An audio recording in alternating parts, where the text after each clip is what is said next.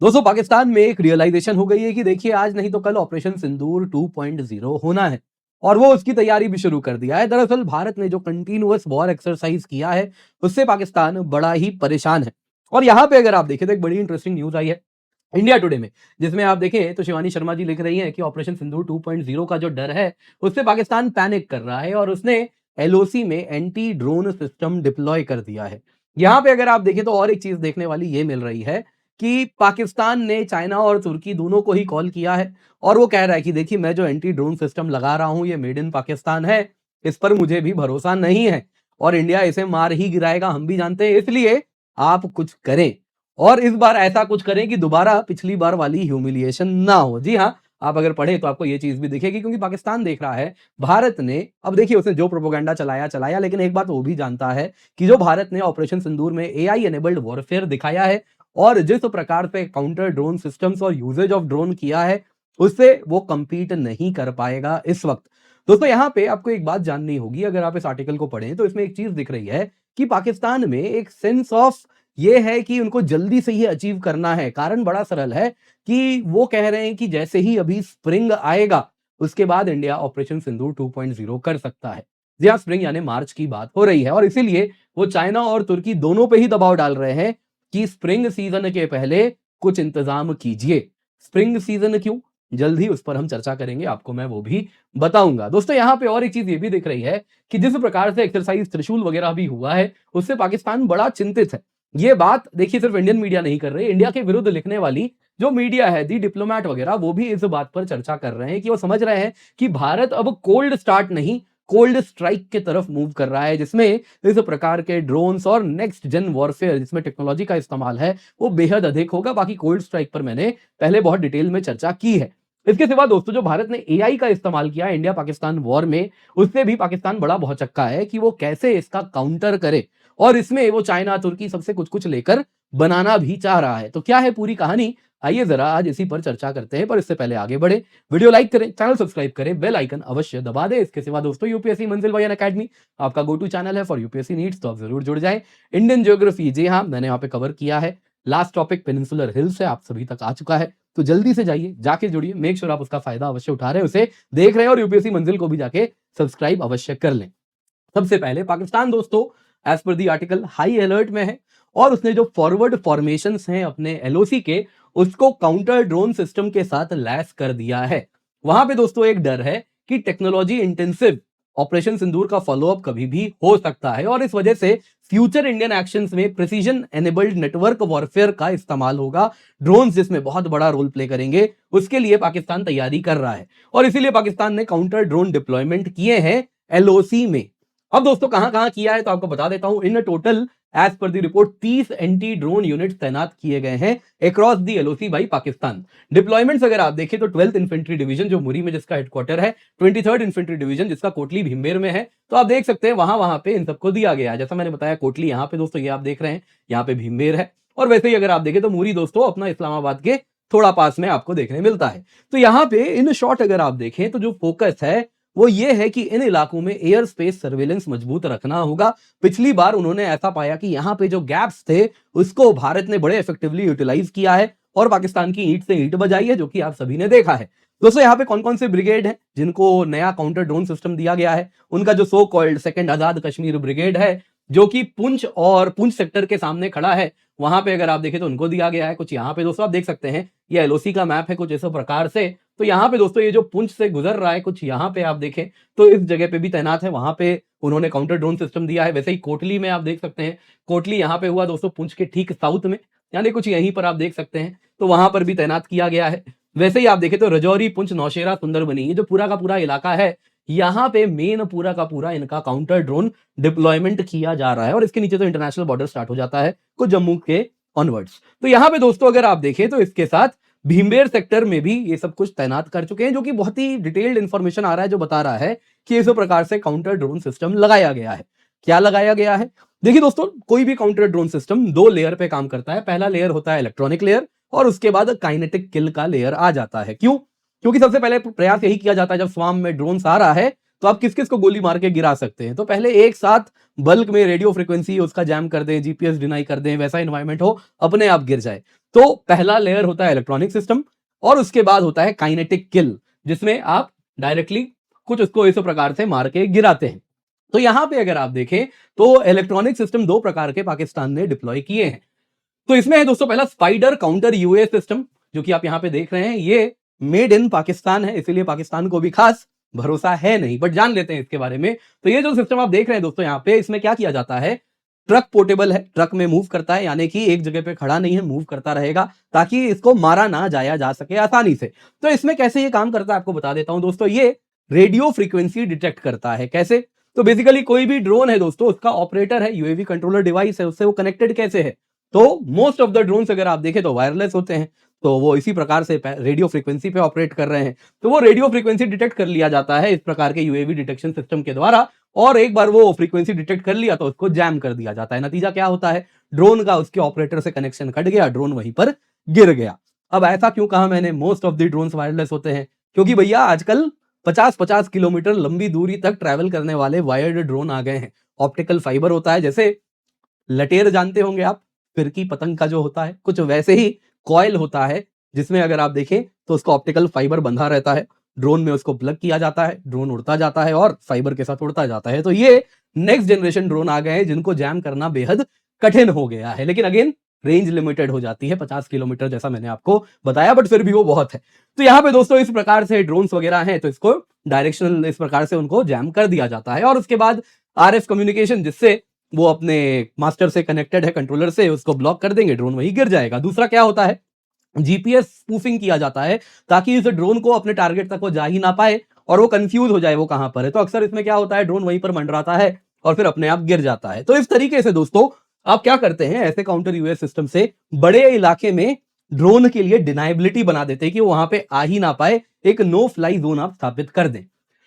दूसरा है दोस्तों ये साफरा, जो आप यहां पे देख रहे हैं दोस्तों। ये जो साफरा है ये एंटी यूएवी जैमिंग गन है, ये भी बांट दिया गया है पाकिस्तान के द्वारा, ये भी मेड इन पाकिस्तान है ना। कुछ इस प्रकार से राइफल जैसा आकार है, करीबन 4.5 किलो का है, बैटरी पावर्ड है, और इसके साथ अगर आप देखें तो ये भी वही काम करता है, जो drone frequency 2.4 gigahertz 5.8 gigahertz band पे ऑपरेट कर रहे हैं उसको जैम कर देता है, ताकि क्या हो जाए, ड्रोन को टारगेट करके उस पे टारगेट किया जाता है और फिर ये फायर किया जाता है, तो उससे कहीं ना कहीं वो जो ड्रोन जैम हो जाए, ताकि उसकी जो वीडियो फीड है जो ऑपरेटर तक जा रही है वो ना जा पाए, तो वो कहीं ना कहीं निष्क्रिय हो जाए, रिटर्न टू होम फंक्शंस वगैरह भी प्रिवेंट कर दी जाते कि ना हो पाए, और ड्रोन गिर जाए। दोस्तों ये क्या है, ये पहला लेयर है।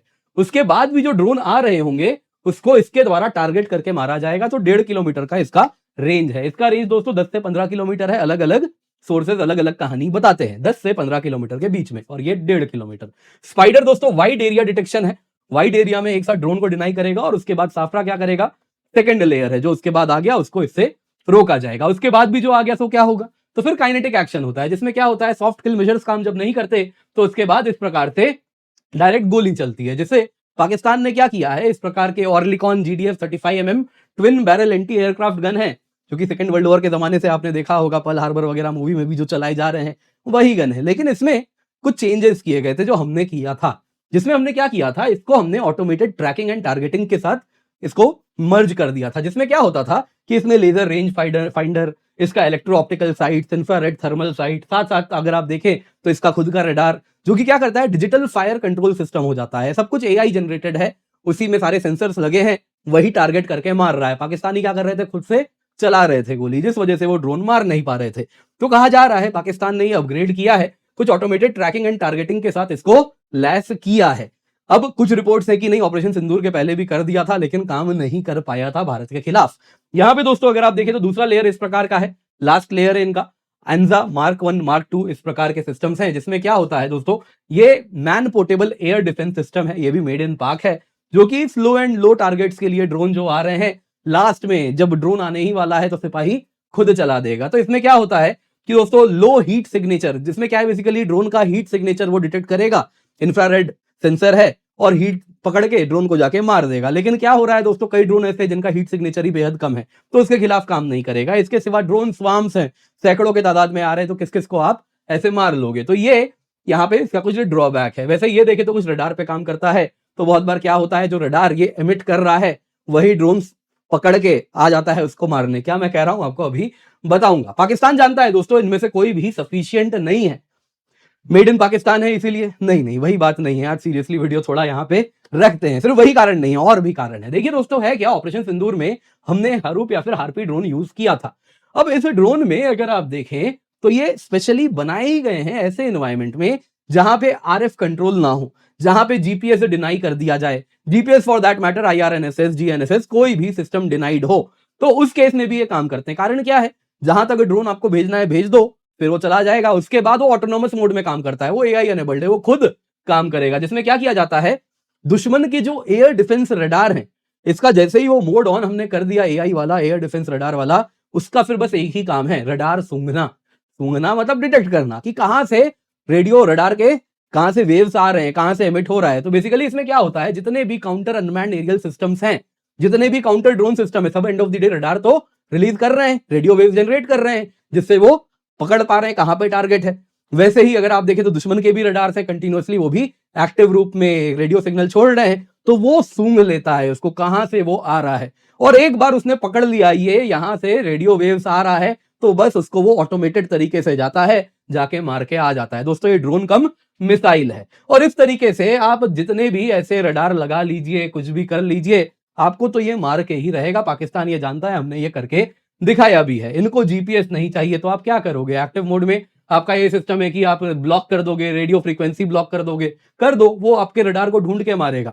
तो इस प्रकार से वो जान रहा है कि वो काम नहीं करने वाला है। As a matter of fact, इनके जितने भी काउंटर ड्रोन सिस्टम्स हैं, उनका जो रडार है वो हार्पी का प्रिय टारगेट होने वाला है, वो जाके उसी को मारने वाला है। तो ये ऐसी चीज है जो हमने ऑलरेडी ऑपरेशन सिंदूर में इस्तेमाल किया है। 2.0 तक तो हमने और भी चीजें एडिशन में लाई हैं। एक बड़ा इंपॉर्टेंट है, आपको याद होगा अभी रिसेंटली हमने यूएस से एक्सकैलिबर प्रेसिजन गाइडेड म्यूनिशन वापस से रिप्लेनिश करवाया है, तो वो हमने 1.0 में भी यूज किया था। तो 2.0 में उसके लिए रिप्लेनिशमेंट भी हो गई है, फिर वो नया और आने वाला है। तो वो भी इसी प्रकार से काउंटर ड्रोन सिस्टम्स के लिए बहुत ज्यादा खतरनाक होने वाला है। यूएस से हमने ये बड़ा अच्छा चीज लिया है, एक्सकैलिबर सिस्टम, इसके एक्सकैलिबर प्रेसिजन गाइडेड म्यूनिशन। इसके सिवा दोस्तों नागास्त्र वगैरह भी हमने इंडक्ट किया है, और भी चीजें की हैं जो अब यहाँ पर मैं और नहीं बताऊंगा। जो पब्लिक में है वही मैं यहाँ पे नगास्त्र वगैरह मैंने बता दिया। तो इसके साथ एक चीज क्लियर है, पाकिस्तान जान रहा है कि देखिए दिस इज नॉट सफिशिएंट। तो पाकिस्तान ने क्या किया है, उसने तुर्की और चाइना दोनों को ही रिक्वेस्ट किया है। इस्लामाबाद ने इमरजेंसी प्रोक्योरमेंट पाथवे को खोला है, जिसमें उसने कहा कि देखिए बहुत ज्यादा कैपेबिलिटी में शॉर्टफॉल्स हैं, और जो भारत कर रहा है उससे लग नहीं रहा ये रुकने वाला है। देखिए ऑपरेशन सिंधु 2.0 होगा। तो यहाँ पे बीजिंग के साथ हाई लेवल एंगेजमेंट हुआ है, जिसमें वो कह रहा है long range air defence solution दीजिए। पिछली बार जो आपने हमें टोपी पहनाई थी HQ9 दे के, जग हसाई हुई थी उसमें, तो इस बार वैसा कुछ मत कीजिए, कुछ काम का लाइए। वही दोस्तों, बीजिंग भी काफी ज्यादा रिलक्टेंट टाइप है, वो कह रहा जाओ अमेरिका से लेके आओ, तो वो सब वहां पर चल रहा है। दूसरी तरफ इस वक्त पाकिस्तान का टाइम टेस्टेड पार्टनर अंकारा है। अंकारा को कहा है कि देखो तुम्हारी खासियत है अनमैन्ड सिस्टम्स, तो तुम कुछ काउंटर यूएवी टेक्नोलॉजी दो हमें, जिससे ये सब जो हम खिलौने लगा के रखे हैं उसके जगह कुछ सच में काम हो, जो कि हार्पी वगैरह भी रोक पाए। तो इसके लिए भी बात चल रही है, और कह रहा है कि देखिए हमारे पास टाइम नहीं है, हमको सब कुछ चाहिए आने वाले कुछ महीनों में। एक्सट्रीम इमरजेंसी शो कर रहा है। उसने कहा है कि देखिए हमें लग रहा है स्प्रिंग सीजन में फिर से ऑपरेशन सिंदूर एक्टिवेट होगा। क्यों स्प्रिंग सीजन की बात हो रही है, आप जानते होंगे दोस्तों, स्प्रिंग सीजन यानी मार्च ऑनवर्ड शुरू होगा, बर्फ पिघलना शुरू होगा, पास खुल जाएंगे। जैसे ही पासेज खुलते हैं, पाकिस्तान क्या करता है, आतंकियों को भेजना शुरू करता है। तो बड़ी संख्या में आतंकी आएंगे उस टाइम पे, और हमने देखा कैसे पहलगाम भी पोस्ट स्प्रिंग ही हुआ था। तो यही वो टाइम होता है जब वो बड़े आतंकी हमले को अंजाम भी देगा। तो उसके बाद वो जानता है अगर वो आतंकी हमला करेगा तो इंडिया हिट बैक करेगा। तो इसके लिए वो कुछ करना चाह रहा है कि ऐसा सेटिंग करें कि आतंकी हमला करें, भारत रिटेलिएट करने के लिए मजबूर हो, लेकिन इस बार वो तैयार बैठे।